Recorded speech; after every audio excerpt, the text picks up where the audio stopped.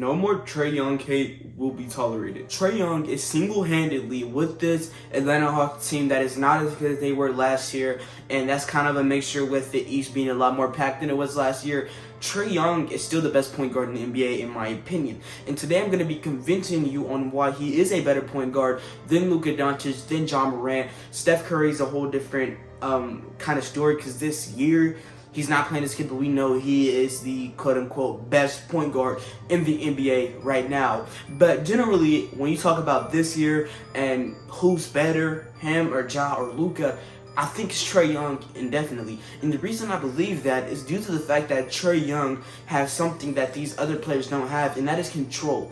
Trae Young has the control of a superstar player that's been playing in this league for 10 plus years. He has the control of Chris Paul. What do I mean by control? I mean he has the ability to analyze the game like no other.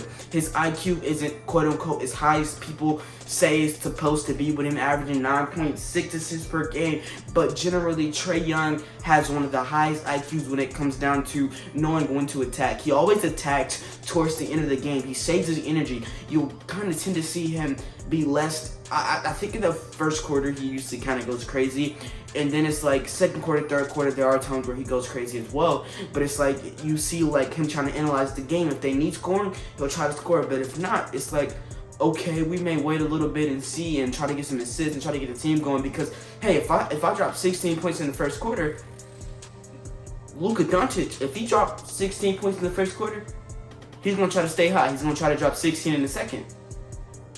Trae Young understands that if he drops 16 in that first quarter, that second quarter is supposed to be a quarter where he necessarily tries to get his teammates going. Because if you truly want to win and be a winning player, your full team has to be going.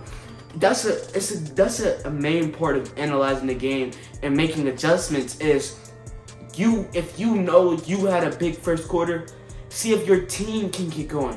Because it's good to know if they're not going to get going. Because if they don't get going, oh shoot, go at it. Then you can go drop 50 points.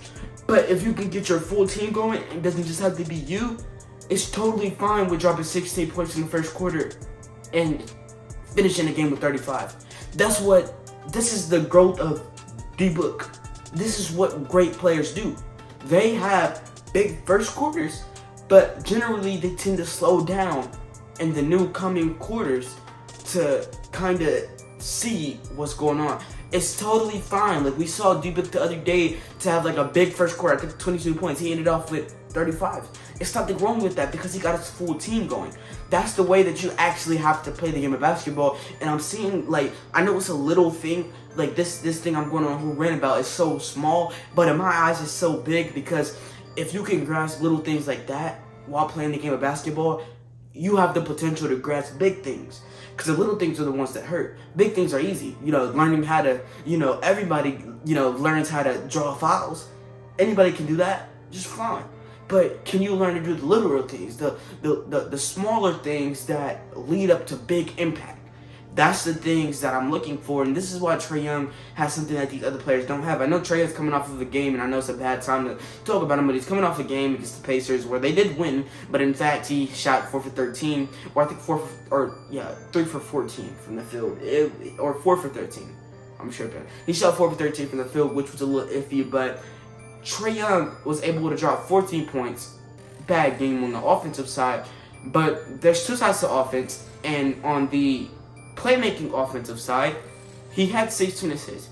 He went crazy. He has this adjustment making. It's very pure. He has this adjustment making skill. He just knows how to adjust, and he knows how to, like. That's why all his stat lines. And I know this doesn't really correlate to the actual game stats, but it is a big part of the game.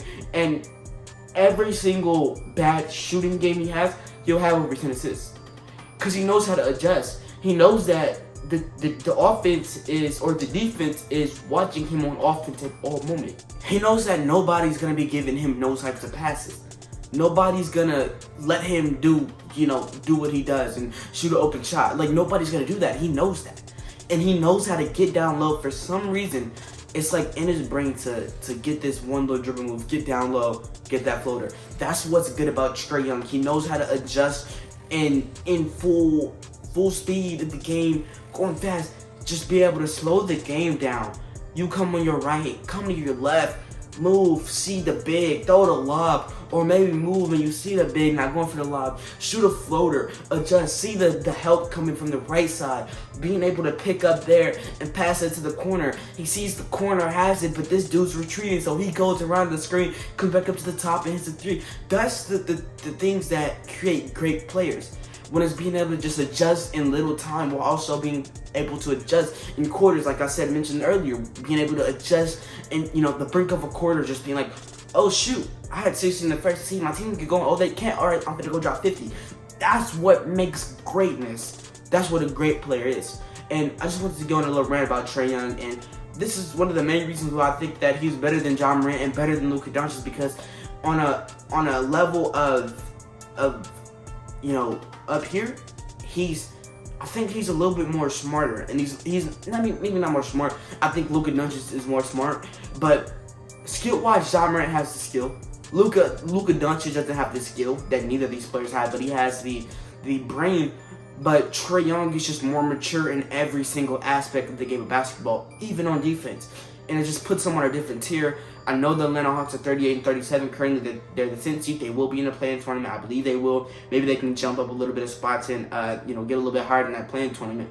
But generally speaking, I believe the Atlanta Hawks will get in at the 7th seed, maybe the 8th. If they get the 7th seed and they play the Philadelphia 76ers, if they get the 8th seed and they play the Boston Celtics, it will not be an easy outage for either of those teams. I'm just saying. The Hawks are good. But look, this organized video, man. I hope you guys enjoyed. I certainly did. Make sure I like button, hit the subscribe button if you're new, and that's going to be it for the King Cardi, and I'll see y'all, man. Peace out.